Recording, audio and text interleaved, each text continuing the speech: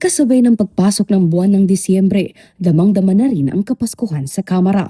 Ito'y kasunod ng pagpapailaw sa Christmas tree ng House of Representatives. Ngayong taon, may temang kasama all sa Paskong Pinoy, pagkakaisa, pagmamahalan at pag-asa ang Pasko sa Kamara. Bago ang pagpapailaw sa Christmas tree, nagsagawa muna ng parada ang lahat ng mga empleyado ng Kamara, dala ang kanilang mga starlight sticks. Sinundan ito ng mga pamaskong awitin, handog ng Mandaluyong Children's Choir. Pinangunahan ni House Speaker Faustino Bogie III ang pagpapailaw ng giant Christmas tree kasama ang kanyang may bahay na si Mary Andy. Katuwang niya rin sa pagsasagawa ng Christmas tree lighting ang bawat representante ng kada departamento ng Kamara.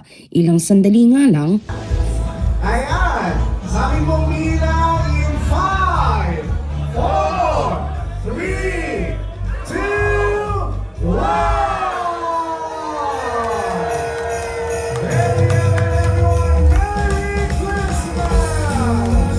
ganap ng nagliwanag sa harap ng North Wing ng Kamara ang pagpapailaw ng higanteng Christmas tree. Matapos nito, dumako naman sila kasama si Speaker D sa labi ng Kamara kung saan isinagawa ang ikalawang pagpapailaw.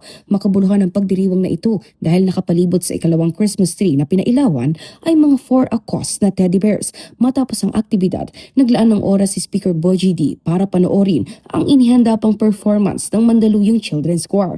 Nagsama-sama rin ang ilang mambabatas para masilayan ang mahalagang pagtitipon sa Kamara. Nauuna sa mga balitang totoo at laging bago, Kate Rania, Alauna sa Balita, Congress TV.